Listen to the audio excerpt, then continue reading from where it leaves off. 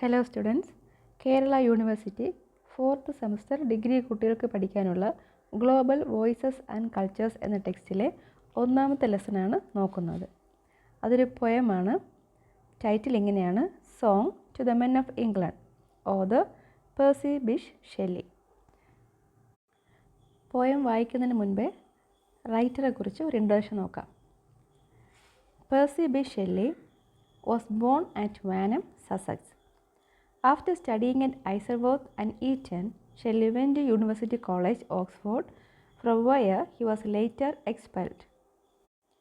P Shelley ഒരു British റൈറ്ററാണ്. അദ്ദേഹം ജനിച്ചത് 1792 മരിച്ചത് 1822. അദ്ദേഹം ഇംഗ്ലണ്ടിലെ സസെക്സിലാണ് ജനിച്ചത്. അദ്ദേഹത്തിൻ്റെ വിദ്യാഭ്യാസം ഐസൽവോത്തിലും ഈറ്റനിലുമായിട്ട് കഴിഞ്ഞു. അതിനുശേഷം അദ്ദേഹം ഓക്സ്ഫോർഡ് യൂണിവേഴ്സിറ്റി കോളേജിലേക്ക് പോയി. എന്നാൽ അവിടെ നിന്ന് അദ്ദേഹത്തെ പുറത്താക്കുകയാണ് ചെയ്തത്. അതിൻ്റെ കാരണം, അദ്ദേഹം അവിടെ പഠിച്ചിരുന്ന സമയത്ത് തന്നെ, അതായത് 1810-11 കാലഘട്ടങ്ങളിൽ അദ്ദേഹം അനോണിമസ് ആയിട്ട് ചില ട്രാക്റ്റുകൾ അദ്ദേഹം എഴുതിയിരുന്നു. അദ്ദേഹം പബ്ലിഷ് ചെയ്തു. ഈ ട്രാക്റ്റിൻ്റെ പേരെന്ന് പറയുന്നത് ദ നെസസിറ്റി ഓഫ് അഥീസം എന്നുള്ളതായിരുന്നു. ഇദ്ദേഹം അത് എഴുതുക മാത്രമല്ല, ആ കോളേജിലെ ഹെഡിനും അതുപോലെ തന്നെ ബിഷപ്പുമാർക്കും അത് അയച്ചു കൊടുക്കുകയും ചെയ്തു. ഇതിൻ്റെ ഫലമായിട്ട് അദ്ദേഹത്തെ 1811 കോളേജിൽ നിന്ന് പുറത്താക്കി. അദ്ദേഹത്തിൻ്റെ ദ നെസസിറ്റി ഓഫ് അഥീസം എന്ന ആ ഒരു വർക്കിലൂടെ അദ്ദേഹത്തിൻ്റെ ആൻറ്റി ക്രിസ്ത്യൻ ഐഡിയൽസാണ് അദ്ദേഹം വിളിച്ചു പറയാനായിട്ട് ശ്രമിച്ചത്. Shelley married Mary Godwin after the failure of his first marriage and moved to Italy, where he spent the last years of his life. അദ്ദേഹത്തിൻ്റെ ഫസ്റ്റ് മാരേജ് ഫെയിലർ ആയിരുന്നു. അതിനുശേഷം അദ്ദേഹം മേരി ഗോഡ്വിനെ വിവാഹം കഴിക്കുന്നു. അതിനുശേഷം അവർ ഇറ്റലിയിലേക്ക് താമസം മാറ്റുന്നു. അവിടെയാണ് അവിടെ പിന്നീടുള്ള കാലഘട്ടം ജീവിച്ചത്. It was there that he produced the greatest of his poetry. Shelley had a premature death in 1822 when the boat Ariel, in which he was sailing, capsized at Lerici. അദ്ദേഹം ഇറ്റലിയിലായിരിക്കുന്ന സമയത്താണ് അദ്ദേഹത്തിൻ്റെ പോയട്രിയുടെ ഒരു നല്ലൊരു ഭാഗവും അദ്ദേഹം എഴുതിയത്. എന്നാൽ 1828 അദ്ദേഹം ഏരിയൽ എന്നൊരു ബോട്ടിൽ സഞ്ചരിക്കുന്ന സമയത്ത് ആ ബോട്ട് മറിയുകയും അദ്ദേഹം മരിക്കുകയും ചെയ്യുന്നു. Shelley was a revolutionary poet. He was an idealist and refused to compromise with the world around him, and it made him a disappointed man.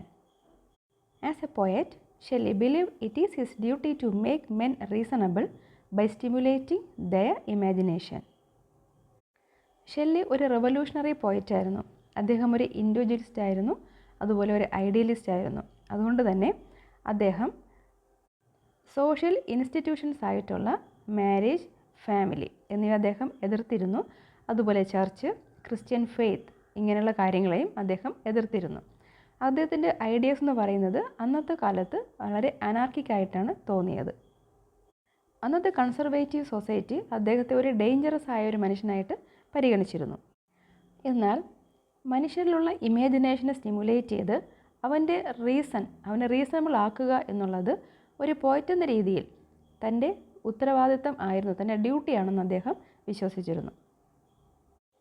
Most significant lyric poems by Shelley include Ozymandias, Ode to the West Wind, To a Skylark, Mont Blanc and The Cloud, all of which reveal his poetic talent and genius.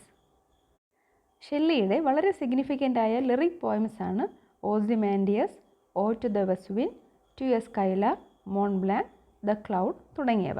ഇതെല്ലാം തന്നെ അദ്ദേഹത്തിൻ്റെ poetic ടാലൻറ്റും ജീനിയസും reveal ചെയ്യുന്ന poems ആയിരുന്നു. Song to the Men of England was written in 1819 as a response to the Peterloo massacre when industrial workers and their leaders were arrested. It is a revolutionary song about the oppression and exploitation faced by workers in England. Shelley gives us a glimpse of what is happening. The landlords are exploiting them to their last drop of blood. Shelley exhorts the workers to come out and revolt and become independent. 1819 അദ്ദേഹം song to the men of England എന്ന poem എഴുതിയത് അതേ വർഷം തന്നെ 16 തീയതി August 16, 1819 ആ ഒരു ദിവസം നടന്ന പീറ്റർലൂ മസാക്കർ എന്നൊരു കൂട്ടക്കൊലയ്ക്ക് റെസ്പോൺസായിട്ടായിരുന്നു.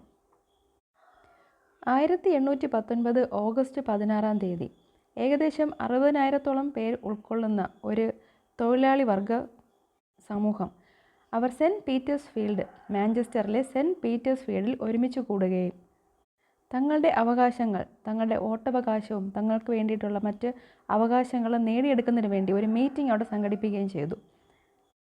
എന്നാൽ അന്നത്തെ ഗവൺമെൻറ് ഈ ഒരു മീറ്റിങ്ങിനെ വളരെ സംശയത്തോടു കൂടെ കാണുകയും ആ ഒരു മീറ്റിങ്ങിനെ വളരെ വയലൻ്റായിട്ട് അടിച്ചമർത്തുകയും ചെയ്തു.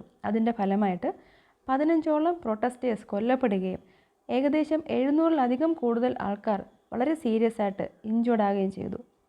ഈ ഒരു സംഭവത്തിനെയാണ് പീറ്റർലൂ മസാക്കർ എന്ന പേരിൽ അറിയപ്പെടുന്നത്. Song to the men of England എന്ന ഈ പോയത്തിലൂടെ എന്താണ് അന്ന് സംഭവിച്ച കാര്യങ്ങൾ എന്നുള്ളത് ഷെല്ലി നമുക്ക് വിവരിച്ചു തരുന്നു. ഇംഗ്ലണ്ടിലെ സാധാരണക്കാരായ തൊഴിലാളി വർഗം അന്ന് അനുഭവിച്ചു വന്നിരുന്ന ഒപ്രഷനും എക്സ്പ്ലോയിറ്റേഷനും വിളിച്ചു പറയുന്ന ഒരു റെവല്യൂഷണറി പോയമാണ് ഇദ്ദേഹത്തിൻ്റെ song to the men of England. Shelley പറയുന്നത് ഇംഗ്ലണ്ടിലെ ലാൻഡ് ലോഡ്സ് അവിടുത്തെ തൊഴിലാളികളുടെ ലാസ്റ്റ് ഡ്രോപ്പ് ഓഫ് ബ്ലഡ് വരെയും ഊറ്റി കുടിച്ചുകൊണ്ടിരിക്കുകയാണ്. ഷെല്ലി തൊഴിലാളികളോട് അപേക്ഷിക്കുകയാണ്, അല്ലെങ്കിൽ അവരോട് ആവശ്യപ്പെടുകയാണ്, നിങ്ങൾ ഇതിൽ നിന്ന് പുറത്തേക്ക് വരണം, നിങ്ങൾ റിവോൾട്ട് ചെയ്യണം, നിങ്ങൾ ഇൻഡിപെൻഡൻ്റ് ആകണം.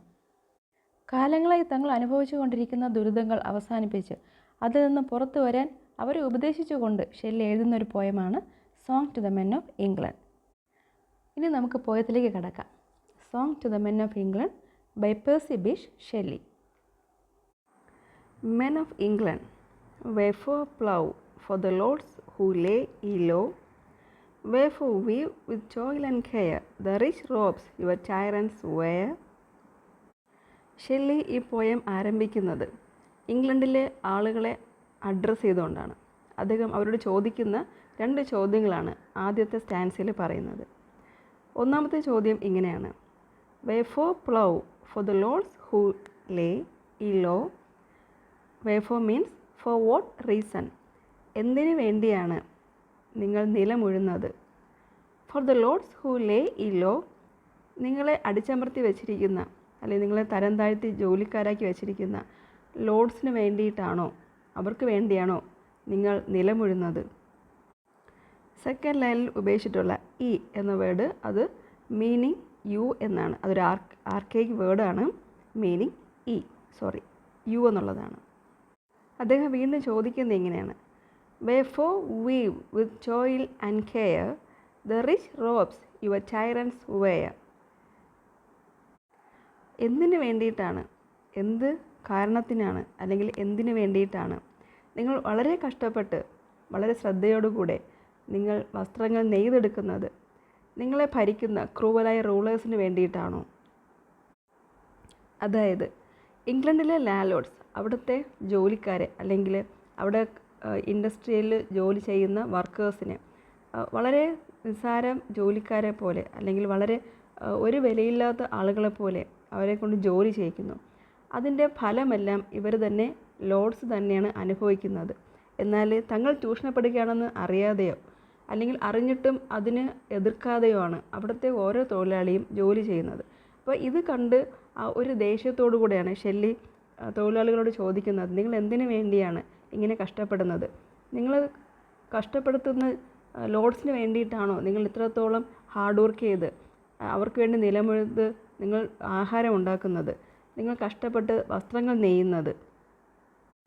രണ്ടാമത്തെ സ്റ്റാൻസിലും അദ്ദേഹത്തിൻ്റെ ചോദ്യം ഇതാണ്: wherefore feed and clothe and save from the cradle to the grave those ungrateful drones who would drain your set, nay, drink your blood. നിങ്ങൾ ജനനം മുതൽ മരണം വരെയും എന്തിനു വേണ്ടിയാണ് കഷ്ടപ്പെട്ട് നിങ്ങൾ അവരെ ഫീഡ് ചെയ്യുന്നത്, അവർക്ക് ആഹാരം കൊടുക്കുന്നത്, അവർക്ക് ഡ്രസ്സ് കൊടുക്കുന്നത്, അവരുടെ വസ്ത്രങ്ങൾ നെയ്ത് കൊടുക്കുന്നത്, ആൻഡ് സേവ്, അവരെ സംരക്ഷിക്കുന്നത് എന്തിനു വേണ്ടിയിട്ടാണ്? ആ ആളുകൾ എങ്ങനെയുള്ളവരാണ്? Those ungrateful drones who drain your set.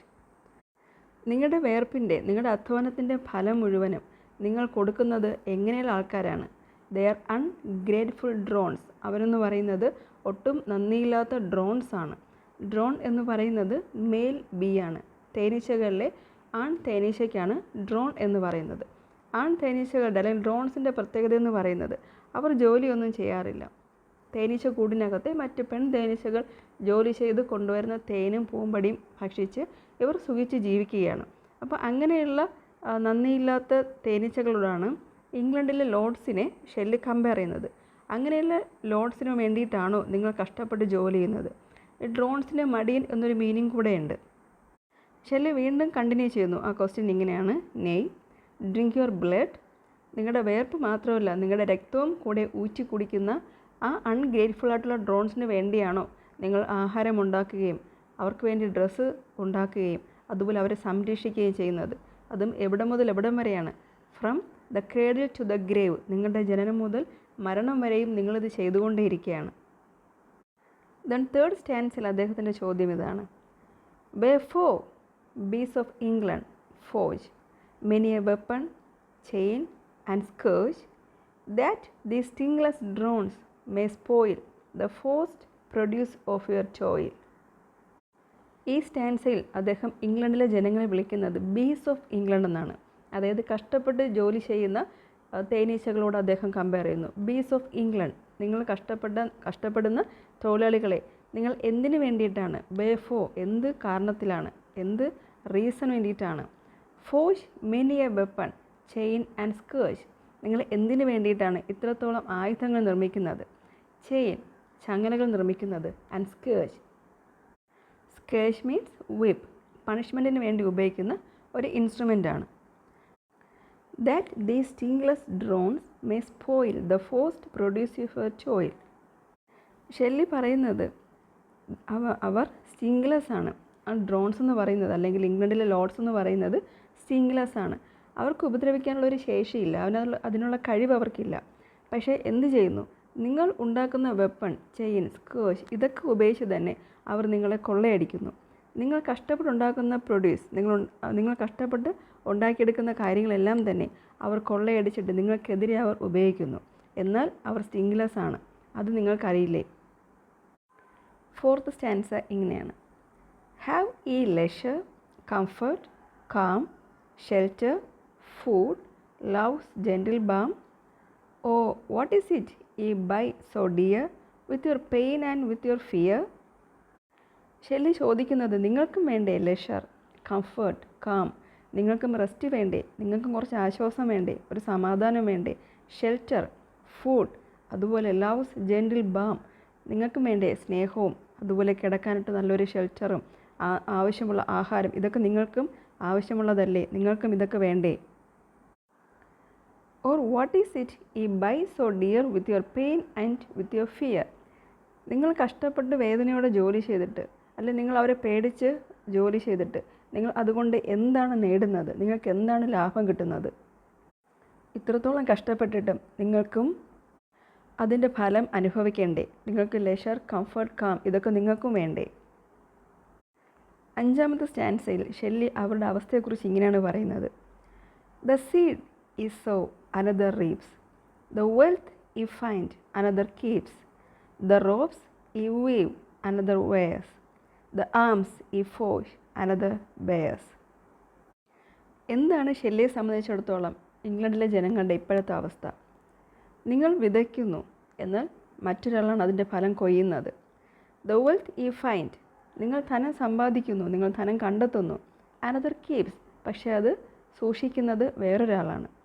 The robes ye we've, നിങ്ങൾ തുണികൾ നെയ്തെടുക്കുന്നു, പക്ഷേ അത് ധരിക്കുന്നത് വേറൊരാളാണ്.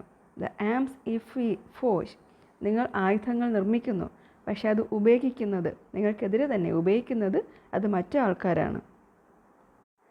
അടുത്ത സ്റ്റാൻസയിൽ ഷെല്ലിയുടെ ഉപദേശമാണ്: നിങ്ങൾ എന്താണ് ഇനി ചെയ്യേണ്ടത്? Sow seed but let no tyrant reap, find wealth let no impostor heap, weave robes let not the idle wear, forge arms in your defence to bear.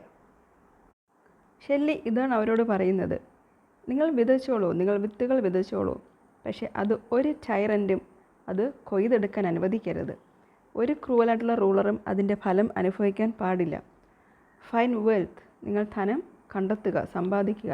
Let no impostor heap, അതിനെ ഒരു ഫ്രോഡായിട്ടുള്ള ഒരു മനുഷ്യനും അല്ലെങ്കിൽ ഡിസോണസ്റ്റായ ഒരു വ്യക്തിയും അതിനെ കുന്നുകൂടാനായിട്ട് നിങ്ങൾ അനുവദിക്കാൻ പാടില്ല. വീവ് റോബ്സ്, നിങ്ങൾ വസ്ത്രങ്ങൾ ഉണ്ടാക്കുക, നെയ്തെടുക്കുക, എന്നാൽ ഒരു മടിയനും അത് ധരിക്കരുത്.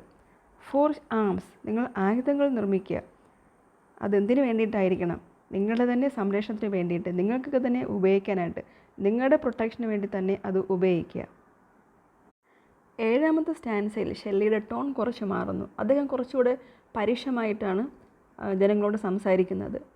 അതിങ്ങനെയാണ്: shrink to your cellars, holes and cells, in hall ye deck another dwells, why shake the chains ye wrought, ye see the steel ye tempered glance on ye. അദ്ദേഹം ദേഷ്യത്തോട് ചോദിക്കുന്നതാണ്, ദേഷ്യത്തോട് അവരോട് പറയുന്നത് ഇങ്ങനെയാണ്: ഷ്രിങ്ക് ടു യുവർ സെല്ലേഴ്സ്, നിങ്ങളിപ്പോൾ ആയിരിക്കുന്ന സ്ഥലത്ത് നിങ്ങൾ ചുരുണ്ടുകൂടിയിരിക്കുക. ഹോൾസ് ആൻഡ് സെൽസ്, വളരെ ചെറിയ മുറികളിലും ചെറിയ മാളങ്ങളിലും സെല്ലേഴ്സിലും നിങ്ങൾ ഇപ്പോൾ ഇരിക്കുന്ന പോലെ നിങ്ങൾ ചുരുണ്ടുകൂടിയിരിക്കുക. എന്നാൽ ലോഡ്സ് എങ്ങനെയാണ്? ഇൻ ഹോൾ ഈ ഡെക്ക് അനദർ ഡോൾസ്, നിങ്ങൾ ഉണ്ടാക്കിയ വലിയ ഹോളുകൾ, ഉണ്ടാക്കിയ മണിമാളികകൾ, അതിൽ വേറൊരാൾ താമസിക്കുമ്പോൾ നിങ്ങൾ വളരെ ചെറിയ സ്ഥലത്ത് ഒതുങ്ങിക്കൂടുകയാണ്. നിങ്ങൾ അങ്ങനെ ഇരുന്നുകൊള്ളുക. വൈ ഷേക്ക് ദ ചെയിൻസ് ഈ റോട്ട്, ഈ സീ ദ സ്റ്റീൽ ഈ ടെമ്പേർഡ് ഗ്ലാൻസ് ഓൺ ഇ. നിങ്ങൾ എന്തിനാണ് നിങ്ങൾ ഉണ്ടാക്കിയ, നിങ്ങൾ ഷേപ്പ് കൊടുത്ത ചെയിൻ നിങ്ങൾ ഷേക്ക് ചെയ്യുന്നത് എന്തിനാണ്? നിങ്ങൾ തന്നെ ഉണ്ടാക്കിയ ആ സ്റ്റീൽ നിങ്ങൾ തുറച്ചു നോക്കുന്നത് കാണുന്നില്ലേ? നിങ്ങൾ സ്വയം കൺട്രോൾ ചെയ്യപ്പെടുകയാണ്. അതായത് നിങ്ങൾ തന്നെ ഉണ്ടാക്കിയ സ്റ്റീൽ അല്ലെങ്കിൽ ചെയിൻ ഉപയോഗിച്ച് നിങ്ങളെ തന്നെ അടിച്ചമർത്തിയിട്ടിരിക്കുകയാണ്. അവസാനത്തെ സ്റ്റാൻസിൽ അദ്ദേഹത്തിൻ്റെ എല്ലാ ദേഷ്യവും നമുക്ക് കാണാൻ കഴിയും. അദ്ദേഹം പറയുന്നത് ഇങ്ങനെയാണ്: with plough and spade and hoe and loom, trace your grave and build your tomb, and weave your winding sheet till fair England be your sepulchre. നിങ്ങൾ നിർമ്മിച്ച പ്ലോ അല്ലെങ്കിൽ സ്പേഡ്, ഹോ ആൻഡ് ലൂം, നിങ്ങൾ നിർമ്മിച്ച പണിയായുധങ്ങൾ, നിങ്ങൾ നിർമ്മിച്ച ഇൻസ്ട്രുമെൻറ്റ്സ്, ഇതൊക്കെ ഉപയോഗിച്ച് നിങ്ങൾ എന്ത് ചെയ്യുക? ട്രേസ് യുവർ ഗ്രേവ്, നിങ്ങൾ നിങ്ങളുടെ തന്നെ ഗ്രേവ്, കുഴിമാടം ട്രേസ് ചെയ്യുക, കുഴിമാടങ്ങൾ നിർമ്മിക്കുക. ആൻഡ് ബിൽഡ് യുവർ ടൂം, നിങ്ങളുടെ തന്നെ ശവക്കല്ലറകൾ നിങ്ങൾ നിർമ്മിക്കുക. And weave your winding sheet, നിങ്ങളുടെ ടൂൾ ഉപയോഗിച്ച് അല്ലെങ്കിൽ നിങ്ങളുടെ കൈകൾ ഉപയോഗിച്ച് തന്നെ നിങ്ങൾ മരിച്ചതിന് ശേഷം നിങ്ങൾക്ക് നിങ്ങളുടെ ഡെഡ് ബോഡി മൂടാൻ ഉപയോഗിക്കുന്ന ആ ഒരു ഷീറ്റ്, ഷ്രൗഡ്, അത് നിങ്ങൾ തന്നെ നെയ്തെടുക്കുക. ഏതുവരെയാണ്? Till fair England be your sepulchre, England നിങ്ങളുടെ ടൂം, നിങ്ങളുടെ ശവക്കല്ലർ ആകുന്നതുവരെയും നിങ്ങൾ ഇത് തന്നെ ചെയ്തുകൊണ്ടേയിരിക്കുക. അതായത് മരണം വരെയും നിങ്ങൾ കഷ്ടപ്പെടുക. നിങ്ങളുണ്ടാക്കുന്ന കഷ്ടപ്പാടിൻ്റെ ആ നന്മ കൊണ്ട് നിങ്ങൾ സ്വയം ഇല്ലാതാകുക. ഇങ്ങനെ പറഞ്ഞുകൊണ്ടാണ്, അത് വളരെ പരുഷമായിട്ട് അവരോട് സംസാരിച്ചു കൊണ്ടാണ് അദ്ദേഹം ഈ പോയം അവസാനിപ്പിക്കുന്നത്. അദ്ദേഹത്തിൻ്റെ ഉദ്ദേശമെന്ന് പറയുന്നത് ഇത് കേട്ടിട്ട്, ഇത് മനസ്സിലാക്കിയിട്ട് അവരുടെ എന്ത് അവസ്ഥയാണെന്നുള്ളത് അവർ സ്വയം മനസ്സിലാക്കി അതിൽ നിന്ന് അവർ പുറത്തു വരാനും അവർ ഇൻഡിപെൻഡൻ്റ് ആകാനും വേണ്ടിയിട്ടാണ്. അദ്ദേഹത്തിൻ്റെ ആ ഒരു ഭാഷ എന്ന് പറയുന്നത് വളരെ റെവല്യൂഷണറിയാണ്. അത് നമുക്ക് വായിക്കുമ്പോൾ തന്നെ അത് വളരെ വ്യക്തമായിട്ട് മനസ്സിലാകുന്നതാണ്. സോ ഈ പോയത്തിലൂടെ ഷെല്ലി ജനങ്ങളെ പ്രതിഷേധിക്കാനും പ്രതികരിക്കാനുമാണ് ആഹ്വാനം ചെയ്യുന്നത്. ഈ പോയമിൻ്റെ മെയിൻ തീമെന്ന് പറയുന്നത് എക്സ്പ്ലോയിറ്റേഷനാണ്. ഈ പോയം എല്ലാവർക്കും മനസ്സിലായെന്ന് വിചാരിക്കുന്നു. അതിൽ ക്വസ്റ്റ്യൻ ആൻസർ സെക്ഷൻ കൂടെ നോക്കുക. ക്വസ്റ്റ്യൻസ് 2ാമത്തെ സെക്ഷനിൽ 1ാമത്തെ ക്വസ്റ്റ്യൻ എന്ന് പറയുന്ന തീമാണ് ചോദിച്ചിട്ടുള്ളത്. മെയിൻ തീം എക്സ്പ്ലോയിറ്റേഷനാണ്. അതുപോലെ തന്നെ 2, 3, 4, 5 1 മാർക്കിൻ്റെ ക്വസ്റ്റ്യൻസ് കൂടെ ഈ ഭാഗത്തു നിന്ന് പോയം വായിച്ച് ആൻസേഴ്സ് കണ്ടെത്തുക. അപ്പോൾ ഇത് മാത്രം നിങ്ങൾ ഡിപ്പെൻഡ് ചെയ്യരുത്. കൂടുതൽ സോഴ്സിൽ നിന്ന് കൂടുതൽ നോട്ട്സ് കണ്ടെത്തി കൂടുതൽ പോയിൻറ്റ്സ് നിങ്ങളുടെ ആൻസേഴ്സിനോട് ആഡ് ചെയ്യുക. ഓക്കെ, ഇത്രയും മനസ്സിലായെന്ന് വിചാരിക്കുന്നു. Thank you.